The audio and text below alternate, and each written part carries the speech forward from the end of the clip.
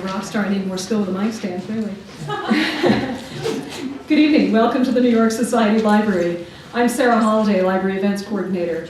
As we begin, may I ask you please to turn off cell phones or any device that might disrupt the event. Appreciate it. As you know, the library offers some beautiful writing spaces and a range of programming oriented toward writers. We're delighted to have with us this evening two authors that we see often in the building and who've participated in our writers' events as both presenters and audience members. Caitlin Macy, author of The Fundamentals of Play and Other Works, will give you a few words about our main speaker, Gretchen Rubin. Ms. Macy.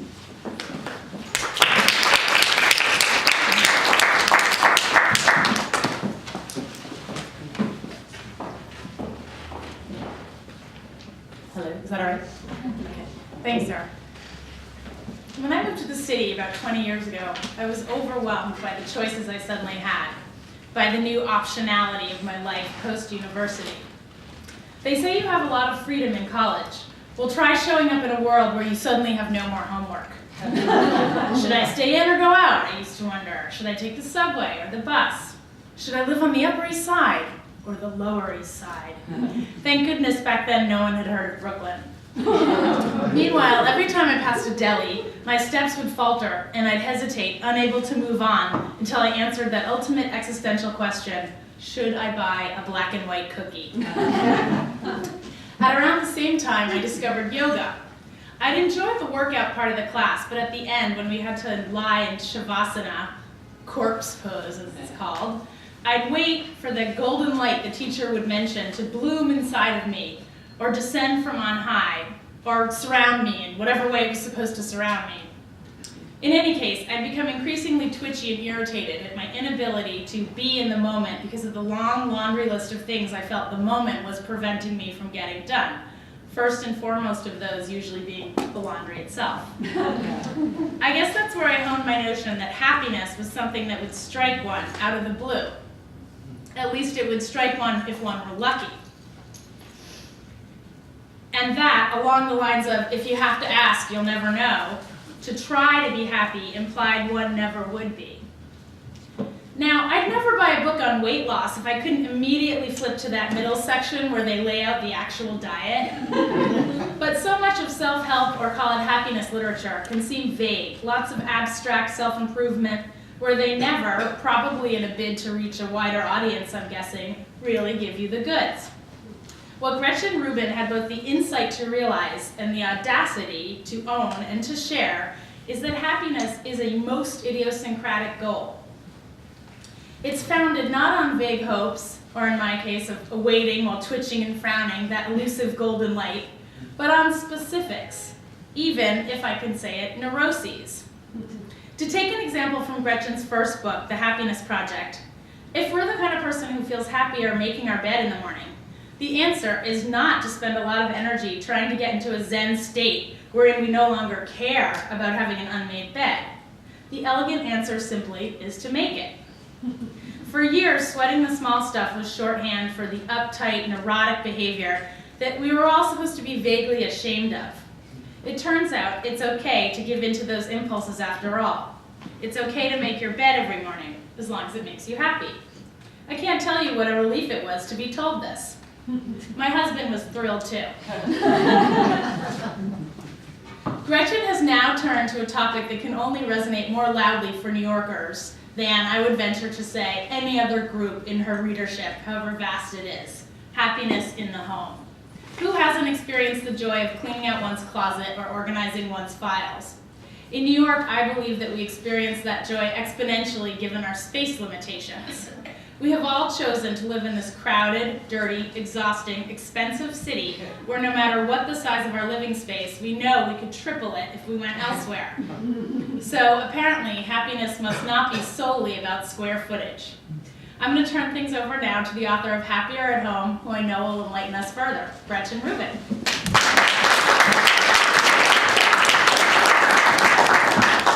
Well, I'm very happy to be speaking to you here tonight.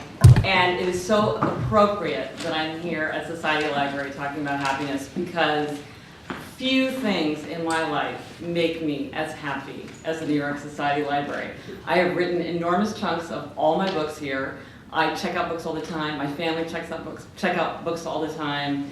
It's beautiful, it's perfect in every way, and so I'm just thrilled to be here and to be talking about happiness. So I'm going to start by talking for a few minutes about how I got the idea to write Happier at Home, and then I'm going to throw out some very manageable, realistic resolutions that you might think about trying if you're interested in trying to be happier at home. And do not worry, these are all things that don't take a lot of time, energy, or money, because nobody has much extra time, energy, or money. And then we'll have time for questions, which is always my favorite part. I love to hear what other people are thinking about happiness. I got the idea to write Happier at Home in a very inconspicuous moment of my life. I was standing in my own kitchen, which is exactly 1 block away from right here, unloading the dishwasher. I could hear my husband in the next room watching a golf game, and my daughters were playing restaurant, when I was hit by an intense wave of homesickness. I felt the way that I felt when I went to summer camp for the first time. And this was a very puzzling feeling, because why was I feeling homesick if I was standing right in the middle of my own kitchen? I realized it was as if I had been rocketed forward 30 years and was in the future thinking back with yearning, with what I have right here and right now. The puzzling intensity of this feeling really got me to focus for the first time on the idea of home. Because I've been reading and writing and researching about happiness for years, but I had never looked at it from this idea of home, which really is one of the most universal aspects of happiness. And really so many of the elements of a happy life come together in the idea of home. Things like body, neighborhood, possessions, parenthood, family, they all have their role to play. So I thought, I'm gonna do another happiness project, but this time I'm gonna go narrower and deeper and really see what I can do to be happier at home. But before you do any kind of happiness project, there are a few threshold questions that you have to answer, and I'm sure you've thought about these yourself if you've thought about happiness. The first is, okay, what is happiness anyway? I started my career as a lawyer, so I have happy memories of spending an entire semester debating the definition of contract. If anything, happiness is an even more elusive concept to define. There are something like 15 academic definitions of happiness. But I decided that for the lay person, the looseness of happiness, of the term happiness, was an advantage, because it could be contentment or satisfaction or peace or bliss or joy, and it was big enough to encompass all of these ideas. And that for most people, having an exact definition wasn't really that important. And I usually think about it in terms of being happier. This week, next month, next year, if I do a certain resolution, is it going to make me happier? Because happiness can sound like sort of a magical destination. How do you get there? What does it look like? How do you stay there? And happier is just about progress. The next question is, okay, can you make yourself happier? Some people argue that everyone has a set point, and you might go up or you might go down, but you're always going to go back to that set point. I think it's more helpful to think about a set range. It does seem that about 50% of happiness is genetically determined. Some people are born Tiggers, some people are born Eeyores, and that's pretty much hardwired. Then about 10 to 20% is life circumstances, which is things like age, health, income, education, marital status. Then all the rest is very much influenced by the way that we think and the way that we act. And that's where you can really consciously influence your happiness. To push yourself up to the top part of your range, or to press yourself down to the bottom part of your range. Then the third threshold question about happiness is a much more profound question. And that's whether it's selfish to want to be happier. Happiness has a surprisingly bad reputation. And many people assume that happy people are superficial or stupid. In fact, studies show, and I think common experience confirms this, that happy people are more interested in the problems of other people and more interested in the problems of the world. They're more altruistic, they give away more money, they volunteer more time, they're more likely to help out when a colleague or a family member or a friend needs help. They make better team members and better leaders. They're healthier and have healthier habits. When we're unhappy, we tend to become defensive, isolated, and preoccupied with our own problems. And when we're happy, we have the emotional wherewithal to turn outward and to think about other people and the problems of the world. So if it is selfish to want to be happier, we should be selfish, if only for selfless reasons. So, once you think, yes, I want to be happier, but where do I start? What do I do? It can be hard to know where to start because happiness can feel very abstract, very transcendent. So what do you do tomorrow morning? I think a great place to start is with your own body because your physical experience always colors your emotional experience. And the first resolution that I'm going to propose is so basic that you will laugh and think that it is silly to mention it, but it has to be said. To be happy, you have to get enough sleep. How many people here regularly get 7 hours of sleep a night or more? Not that many. How many people here regularly use the snooze alarm? Okay, that's an instrument of torture. So it turns out that a lack of sleep affects your mood, your memory, your immune function. They even think it contributes to weight gain. You will run into people who will say, I've trained myself to get by on 5 hours of sleep. I don't need any more. But when scientists study these people, they are quite impaired.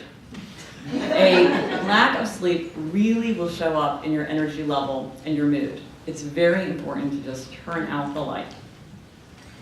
By the same token, it's very important to resolve to get some exercise. You do not need to train for the marathon or go to an hour spin class. Even something like a 15 or 20-minute walk outside will make a huge difference.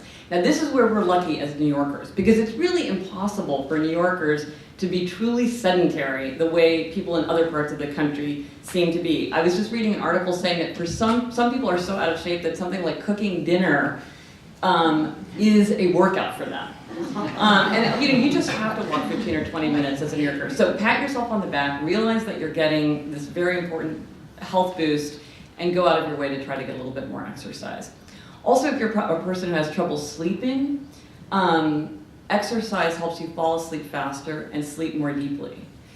And if you feel tired, for most people, exercise boosts energy instead of depleting energy. So feeling tired is a reason to exercise, not a reason to skip exercising.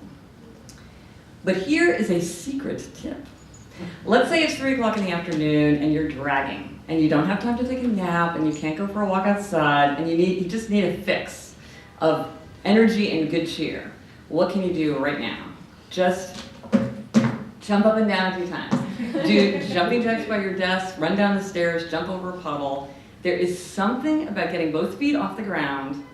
It is childlike, it's playful, it's kind of goofy, especially if other people could see you, and it will really change your mood. And the third resolution I would suggest you think about related to your body is one of my newer resolutions and one of my very favorite resolutions. And that is the resolution to embrace good smells. And the sense of smell is interesting because it's part of our experience that if we pay attention to it, it becomes much more salient. But if we don't pay attention to it, it just sort of fades away, and we're not consciously tuned into it. So it's something that you can really control by just paying attention to it. And to remind you of the pleasures of good scents, I've passed out my little smells. So if you have your bag of little smells, you can smell them and start passing them around. And to tell you about these 2 smells, they're created by a unconventional perfumer named Christopher Brosius, who has a gallery in Williamsburg.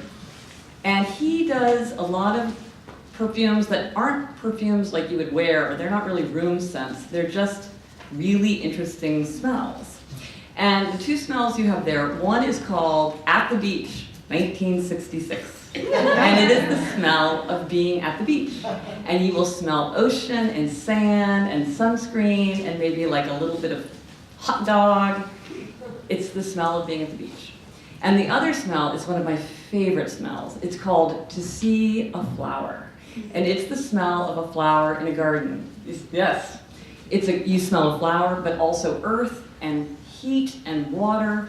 It's the smell of being outside around flowers. And he has many, many crazy, fascinating smells. And if you end up with my smells at the end, please give them back to me because I want my smells back. The thing that is great about the sense of smell is that it is a pleasure for which we pay no price. Because you can eat a chocolate chip cookie, but you've got to count the calories. And you can go to a museum, but you need to buy a ticket. And you can go here and check out as many books as you want, but you have to have the time and the mental focus to sit down and read them. But a smell is just a quick hit. You just walk through the kitchen and you pick up a grapefruit, or you unscrew the cap of a bottle of vanilla. Or you walk into a hardware store and you think, why is it that wherever you go, anywhere in the country, hardware stores have that hardware store smell? And you just enjoy it, let it give you a lift, and then you can move on. The next area I would suggest thinking about for happiness is possessions. Not because I think the possessions are the most important aspect to happiness, because I don't think they are. But there does seem to be something about possessions where they can weigh us down and get in our way. And one of the things that I wanted to do with my Happier at Home project was to figure out how to get more happiness out of my possessions and less of a feeling of being overwhelmed and paralyzed. And one of the resolutions, and as I thought about the relationship of possessions to happiness, I've been struck by two things. The first is that possessions, for most people, do have an important role to play in a happy life. And that is surprisingly controversial to say, because there's a strong impulse in people to say, simplicity, less is more, get rid of all your stuff, throw it all away, that's the way to happiness. But I think for most people, possessions are important. They allow us to project our identity into our environment, and they serve as important reminders of the people and places and activities that we love.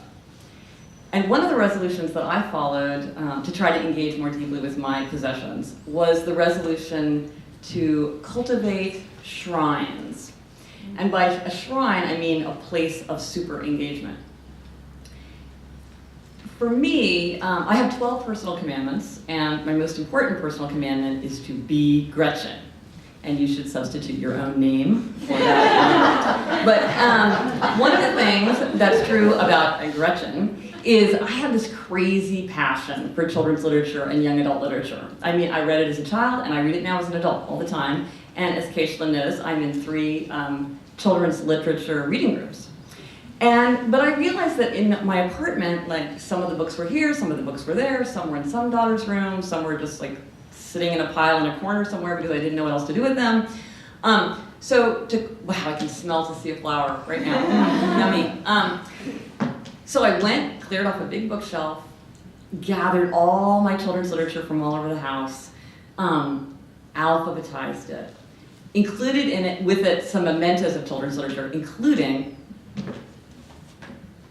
my giant stack of Cricket magazines. Anybody else have these? Yes, I have every single one that I ever got. I've read them countless times, and just seeing them on the shelf, I don't even need to read them, just seeing them makes me so happy.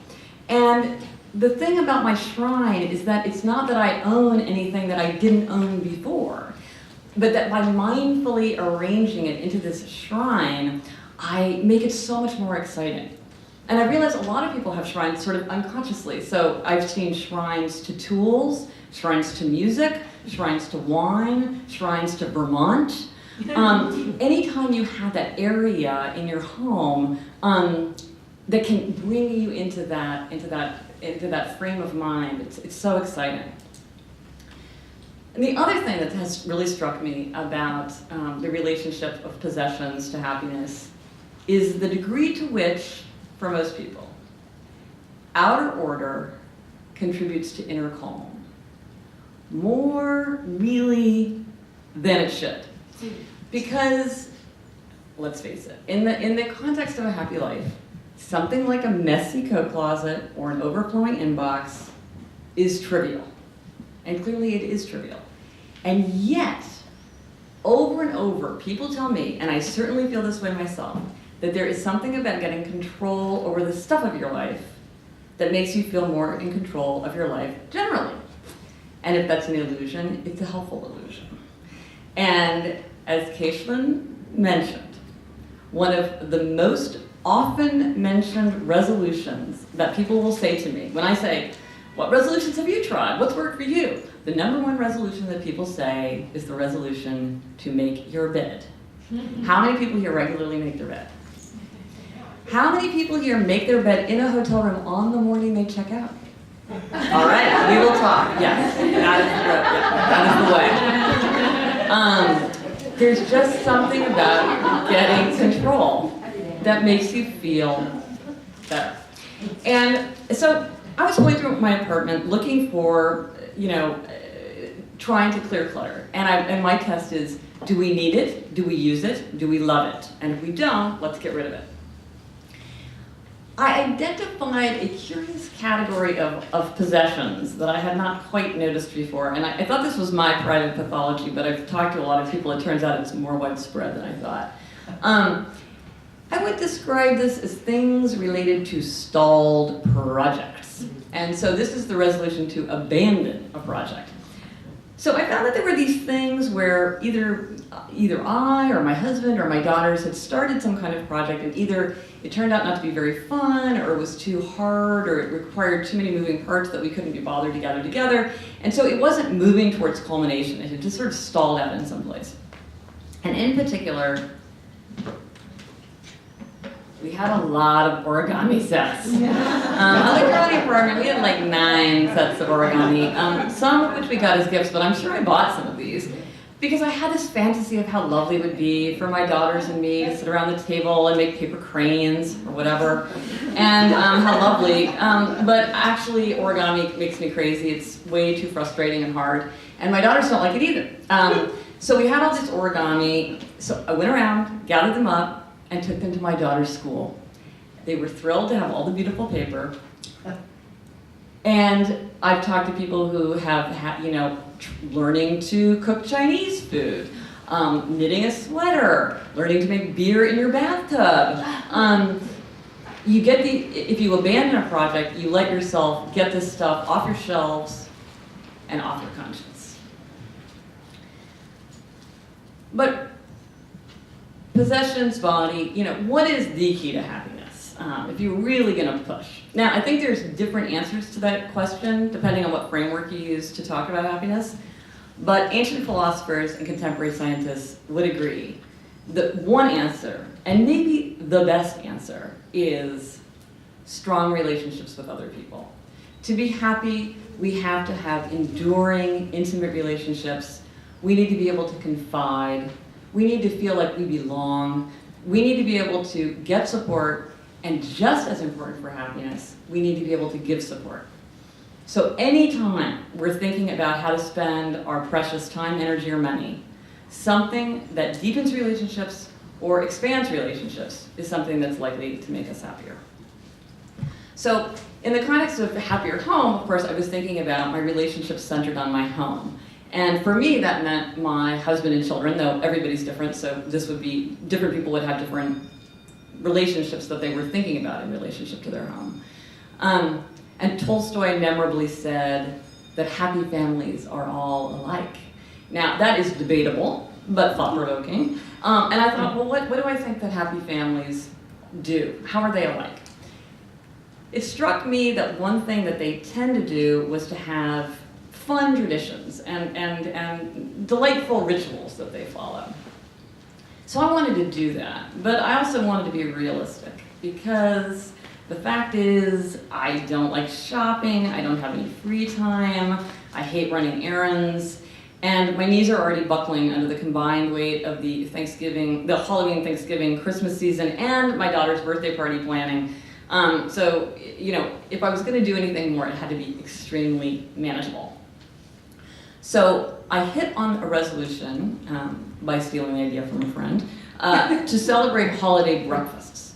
So in our house, our apartment, for minor holidays like St. Patrick's Day, Leap Day, the last day of school, we have a holiday breakfast. And we just had one for Valentine's Day. A few placemats, a centerpiece, some candy, because my children are still young enough to think it's super exciting to have candy at breakfast, and my secret weapon of a holiday breakfast, which is food dye. Major production value in food dye. For Valentine's Day, I dyed the milk pink. For St. Patrick's Day, you dyed the scrambled eggs green. The crowd goes wild. And it's fun. It's fun because we're all together. It's very festive. It lasts 10 minutes. It doesn't take me any time or energy to set it up. I take a picture. It's great, and then it's done. And so it's really, really manageable. The last resolution that I'm going to propose, and then we're going to have questions. Again, that's my favorite part. The last resolution I'm going to propose is an exception. It's not like most of the other resolutions. It turns out that one of the sad facts about a happiness project is that the only person you can change is yourself. And this is frustrating because it's very tempting to think, I would be happier if other people would behave properly and have a long list of resolutions for others to follow. But you can't do that. You only get to make resolutions for yourself. But what I found is that when I changed, my relationships changed. And when I changed, the atmosphere of my home changed. So it was possible to make larger changes by just working on myself. However, that is a very true rule, but there is one exception. And it's this resolution.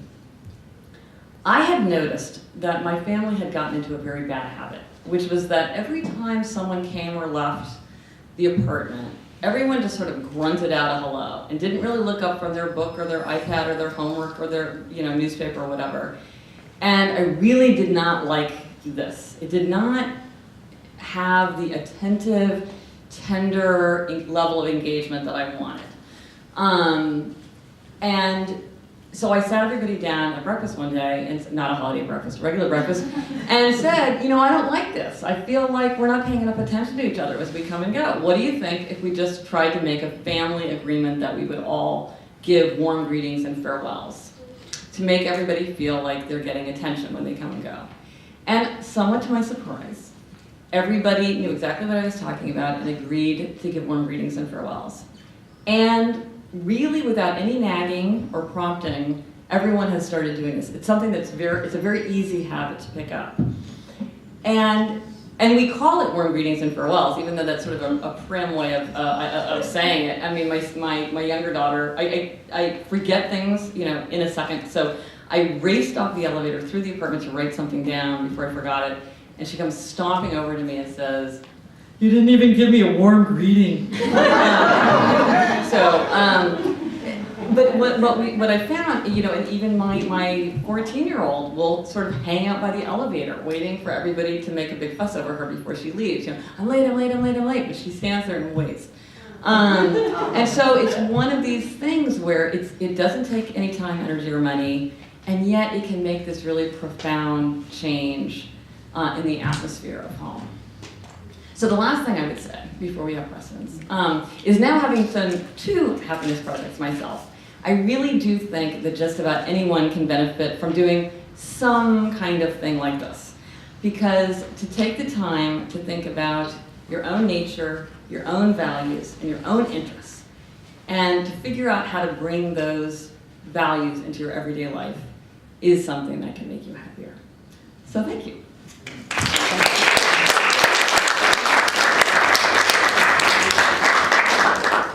So, any questions?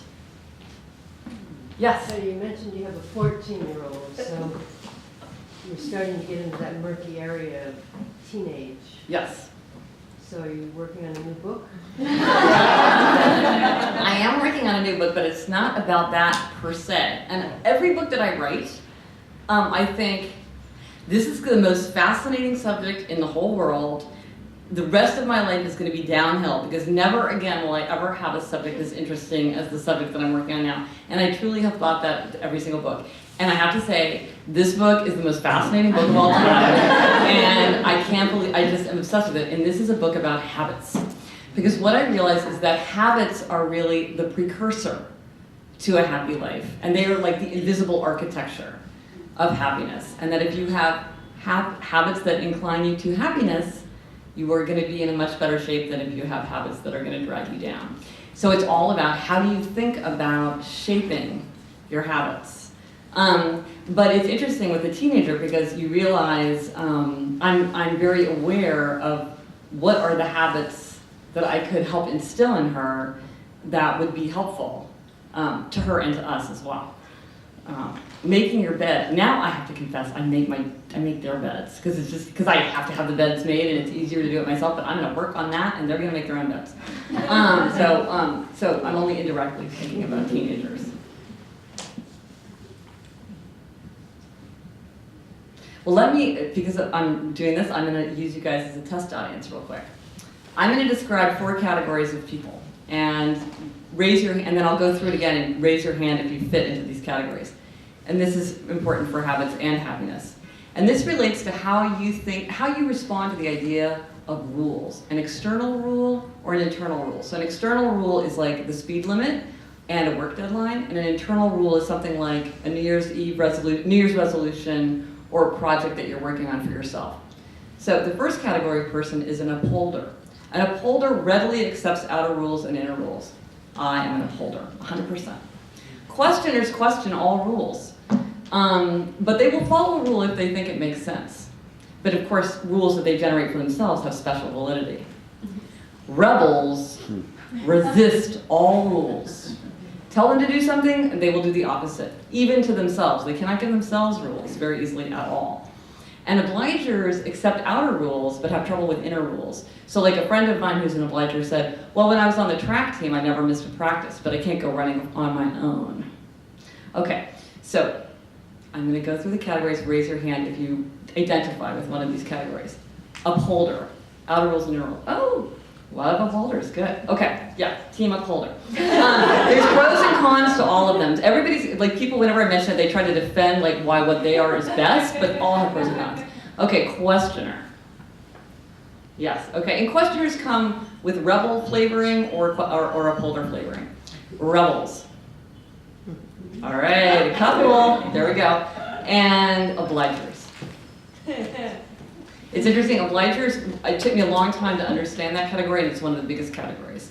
Did anybody not find themselves in the 4 categories, so they feel like nothing applied to them? Oh, that's good. Because every time you try to generalize by human nature, you want everybody to fit more or less. So, okay, that's good, that's very helpful. Okay, any more questions about happiness? Or about yes? Did you find that, did you do any research about other countries and their reactions to happiness? Do you find this is a uniquely American preoccupation? That is a huge source of academic interest, which is cross-cultural examinations of happiness, definitions of happiness, and measuring happiness. And there's actually an initiative at the UN right now to try to come up with a global index. Which, think about it. Start thinking about how you would do that, and you realize how challenging it is to come up with a global index of happiness. This is not something that interests me particularly, because I'm very focused on the individual, and in particular me. So I'm not that interested in, I didn't spend that much time looking at it other than to just realize it was there. It's interesting, I mean, clearly, life, liberty, and pursuit of happiness, so it does feel uniquely American. But one thing is, a lot of times people will say to me things like, well, us Americans, all we do is sit around and worry about whether we're happy or not. And I think, well, the fact is, on any kind of broad understanding of prosperity and security, we live in an extraordinarily prosperous and safe time. So it seems appropriate to me that people would turn their attention to higher things, like having satisfying work or wanting to have loving relationships with the people around them. That to me seems like a very appropriate response. So I don't really understand people who seem to think that that kind of focus is not helpful. But I don't know what's going on in other countries. I know the UK, strangely, like last country you would think would be focused on this, they have a whole government initiative on it too. So it is a major focus of attention. Yes? So would you mind commenting on the media's effect on happiness? I mean, so much of what we read is negative. Yes. So many movies we go to, people blowing each other Yeah. up. That comes from something called the negativity bias, or it's often summarized as bad is stronger than good. People, and this is just a psychological phenomenon of human nature, people are more attracted to bad news than good news, to criticism than compliments, to tragedy. That just catches our attention more, we remember it better, and we're more curious about it. And so definitely you see that reflected in the media. One thing that has really struck me as I've been researching happiness is there does seem to be a category of person who is deeply attracted to certain kinds of bad news. And I would call this potato chip news because it doesn't have a lot of news value in that there's like content to it. It's like things like political commentary, like very virulent political commentary, true crime, natural disaster reporting. You know, you're like, how many hours can I watch the crane on 57th Street? You know, like hours people are watching the crane. Is it gonna come down? I don't know. It's still up there. What are they gonna do? There it is. You know, and they're very distressed about it. And I noticed this because I was going to interview Anne Lamott. I interviewed Anne Lamott at Symphony Space, so I was going onto her Facebook page just to sort of see what was happening there. And somebody said, you know, because if you don't know, Anne Lamott is very political. And she was very worked up about the election. And clearly she's a person who consumes a lot of potato chip political news. And somebody said, yes, I'm so worried about the election that I ate an entire pan of peanut butter brownies. And I thought, she's worried, this woman is worried about the election and is binging on brownies. Like, that's not a helpful response. And it's not, you know, so for people who get intensely worked up and yet sort of can't look away, I think they really need to master their attraction to this. Because, you know, everybody needs to know some negative news to be a good citizen. We need to be informed about what's happening in the world. But there comes a point where it's just like layers and layers of reading about suffering. And unless it's motivating you to action or informing you, it may just be upsetting you in a way that's counterproductive, in fact. It's making you less likely to be able to intervene than more able, or less in command of yourself. So that's just one aspect of people who are very drawn to it. But it's absolutely true that there's a heavy weighting of reporting to the negative. Yes? Yes, you mentioned happiness and unhappiness. Yes. Is there a middle, and is that where many people live? Yes, okay, so yes, and one important point that's worth pointing out is there's happiness, unhappiness, and depression. And I would really always say that depression is a third category outside the realm of normal happiness and unhappiness. And certainly, Just as many. yes. And depression is a very grave, urgent situation that every possible remedy should be thrown at that. So I would never say that what I'm writing about is meant for people who suffer from depression. Yeah, I think, you know, a lot of times when they want you to, I don't know if you've seen these things where you're supposed to like measure your mood at any particular time. And to me, that drives me crazy. Like if you're like, how happy are you right now? I just feel like that makes me, I can't even say. So I think most people are kind of going back between happiness and unhappiness, or it's more about, again, moving in the right direction, generally becoming happier, rather than trying to figure out, you know, or like saying, am I at the top of my natural range? Like, have I felt happier at other times of my life, or do I feel like, a great example of this was a friend of mine who had a job that he absolutely hated. So he's the same person, he has the same genetic makeup, the same life circumstances, more or less. But he went from a job that he hated to a job that he loved, and you know, clearly it had a very massive effect on his happiness. And I remember him saying to me, we were living in DC, he said, I was on the subway and I was feeling this like horrible feeling in the pit of my stomach, and then I thought, wait a minute, I'm not at the job anymore. And he had this transformative effect. So, I think that we always should be thinking about, can we be happier? But I think on a day-to-day, at least for me, it's not that helpful to be trying to measure it too specifically, because it can just sort of make you crazy. Yeah. I'm just wondering, as a writer, how do you structure your day or your work time, and how do you fend off isolation? Maybe by coming here. You're right. No, I love coming here. This is one of the reasons I've always been attracted to libraries my whole life. And one of the things I like is that, I don't know if any of you have been up there, but it's like you do not say a word. And there are people that I've been working next to for like 10 years, and I have never spoken to them because you do not talk. And yet there is this sense of, of industry and common purpose, and everybody's sort of there together. And it's very energizing and reassuring to be with people. And then I do have some friends that I know, and we sneak off into the staircase and talk. But I wish that I could have a more structured day, because for me every day is different. I do work from 6 to 7 a.m. every day, and I try to have at least 3 hours of original writing, which is my highest and most difficult kind of writing every day, and I have to figure out when it comes.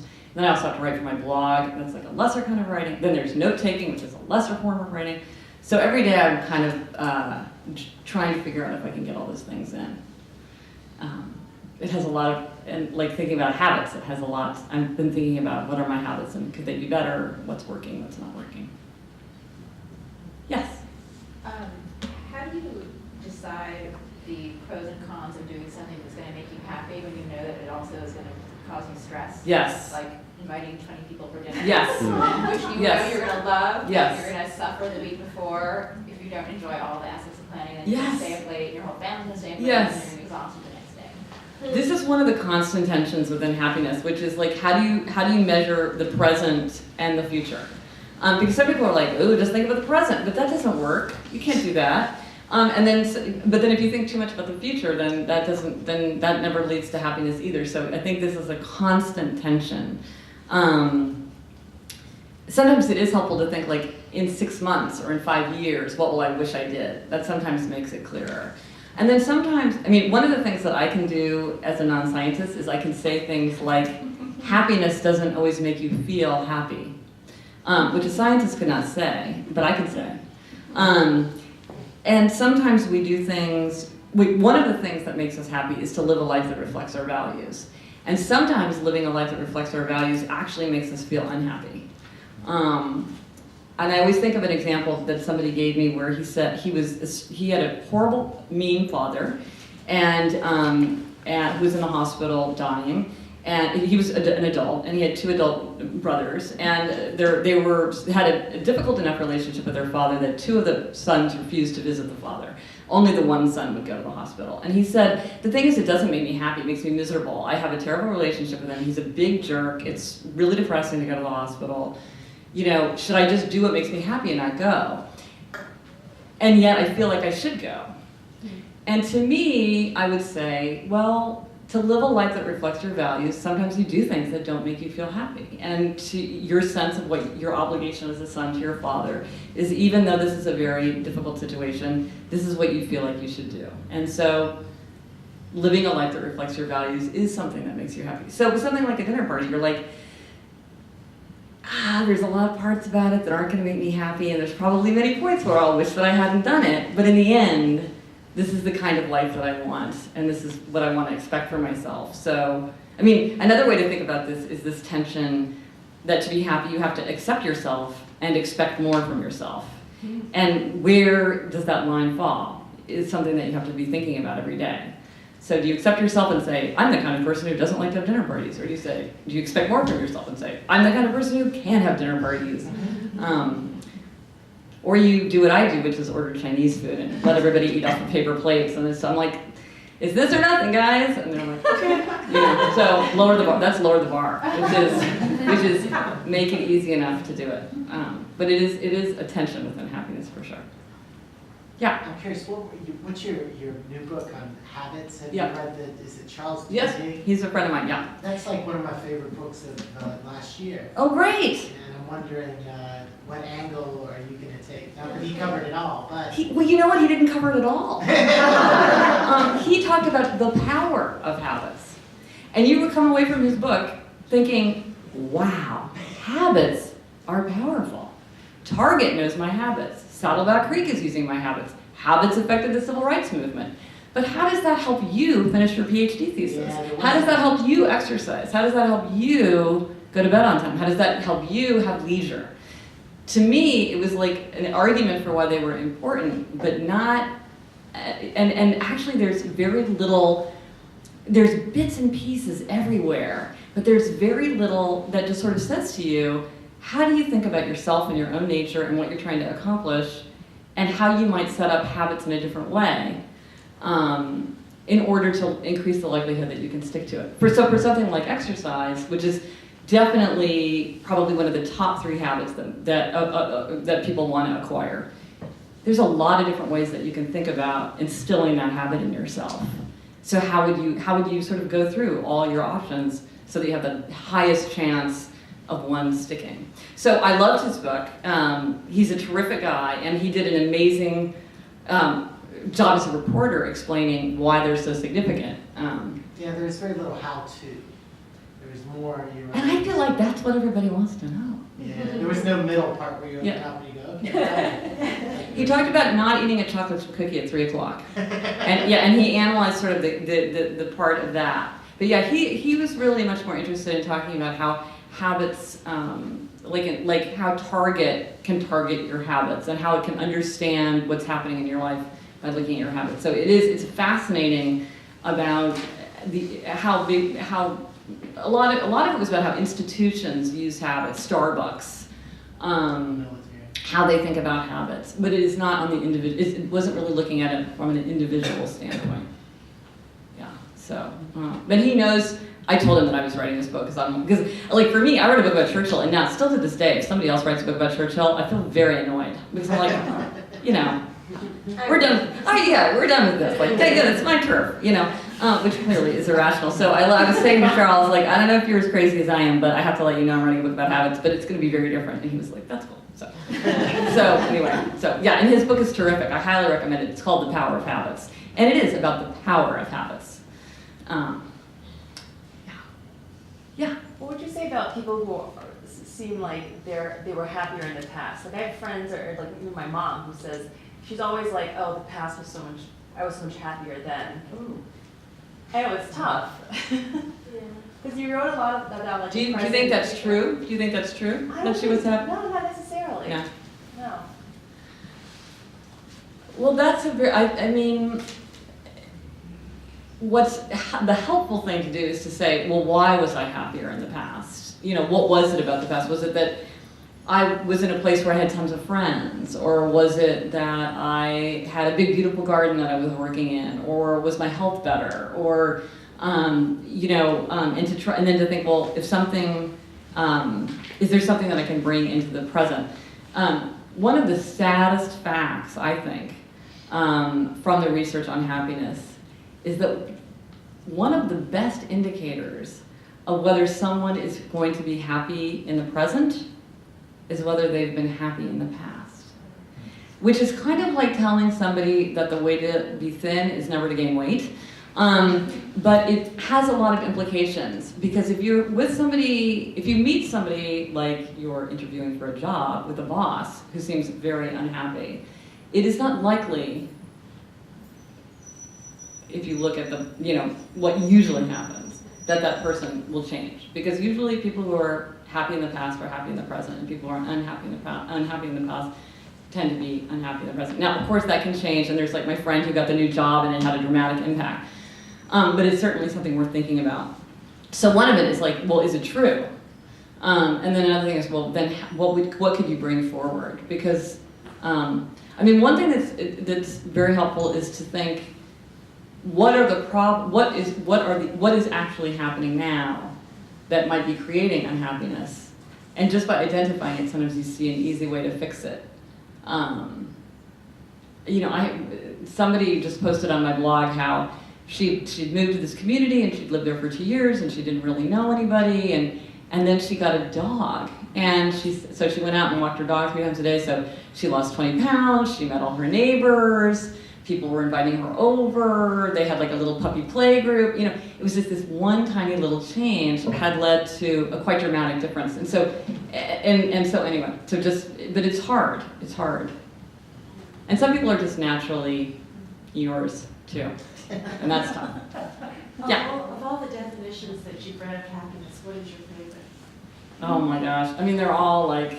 Is there one that resonates with you more than any other? No, because they're all horrible. They're like, subjective well-being is the ongoing, heuristic, blah, blah, blah, blah. No, none of them is the right story. No, and I'm sure, well, the Willer Cather, what is the Willer Cather? Happiness is to be bound up in something, I quoted this today, now I can't remember it. To be truly great, is to be, yeah, okay, Mark's gonna look it up on his phone. Willer Cather has a great definition of happiness. Okay, we'll come back to that because it's a great quotation. I pride myself on my ability to bring up a lot of quotations, but this one I don't have by heart. Song about it.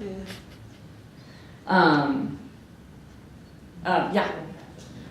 So one of the things you said is one of the ways to be happy is, to have deep and meaningful relationships. Yes. So, this is something on my mind, so I'm asking a question. So having your relationship with your significant other or your partner, what are key ways to identify that, this is a real thing or this is the happy relationship you need to be on that has depth and can continue on for an indefined amount of time? I don't know. It's kind of a big question. That is a big question. I haven't done enough thinking about that. I think that's a really big, important question. Because when I started this, I was sort of already set in that, so it was more about living up to what I already had more than identifying it. And I feel like I'm not sure that my experience would be that useful because I am one of these people who totally had love at first sight. I was like, who's that guy? And, and then 11 months later we were engaged kind of thing. And I only had one relationship before that. So in my own experience, I haven't done a lot of reading about it. But that's clearly an incredibly important decision and to think about. So I wouldn't want to opine. Yes? Yeah. Have you come across in your research, accepting that people can change at any time, are there certain times in sort of human development, young, middle-aged, older people seem more likely to take on forming new habits or adopt? Oh, for habits. I thought you were going to say for happiness. For happiness. Well, one interesting thing about happiness is that older people tend to be happier, which comes as a surprise to a lot of people. And the thinking of why this is so is that older people know themselves better and accept themselves, and also they have a sense of priority. So they don't spend time on people they don't like, they don't do things that aren't important to them, and so and because of the negativity bias, they seem to be more positive, they notice positive more than negative. And so that's very interesting. Now the thing about habits, and now I'm going to go a little bit into my habit mode. One thing that's very interesting about habits that I want to talk about that I feel like hasn't been enough emphasized is starting. Starting is a very key time for a habit. So anytime you are starting, you're starting a new job, you're having a new baby, you're moving to a new town, you're graduating from college, your children are leaving home, you're retiring, anytime you've got an illness or you're recovering from an illness, anytime you are starting, you have an opportunity to set your habits afresh. And so you want to make the most of any kind of start time. And clearly people know this instinctively. That's why we have New Year's resolutions, because that's sort of an arbitrary but commonly accepted start. The beginning of the school year is a new year, your birthday, milestone moments. All these things are kind of moments when people have a feeling of a start.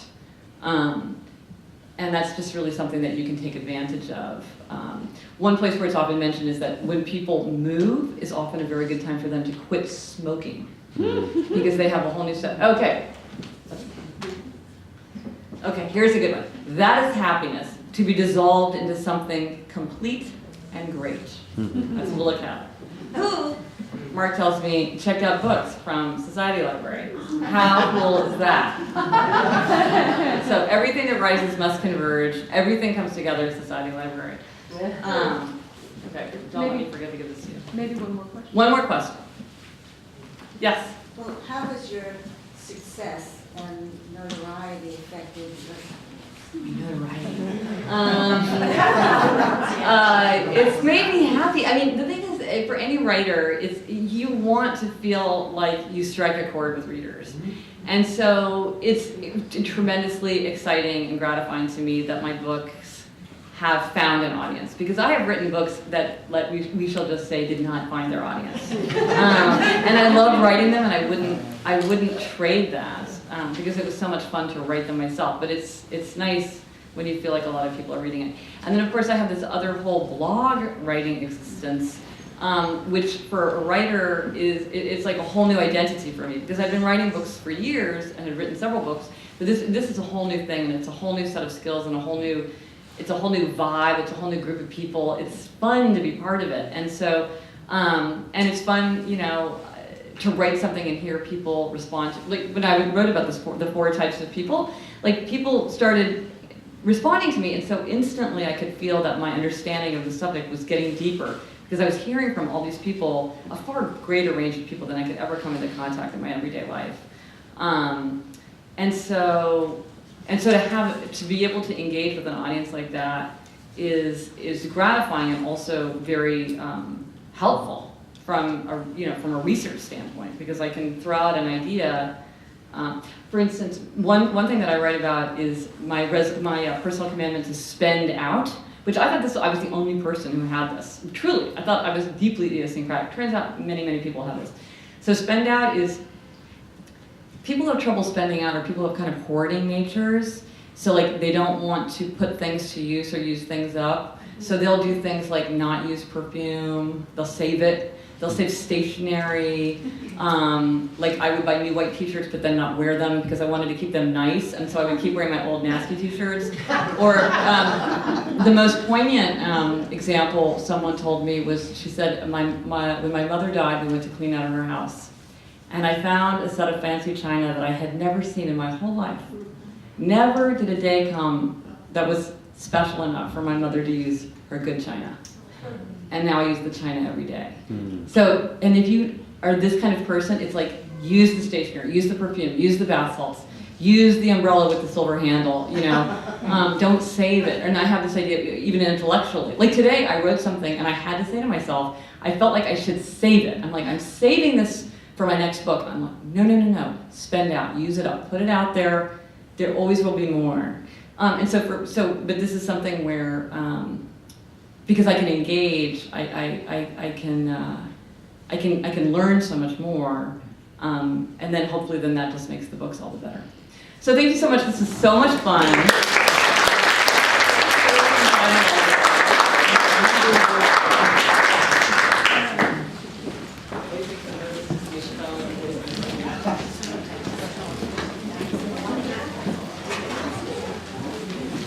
Oh, good.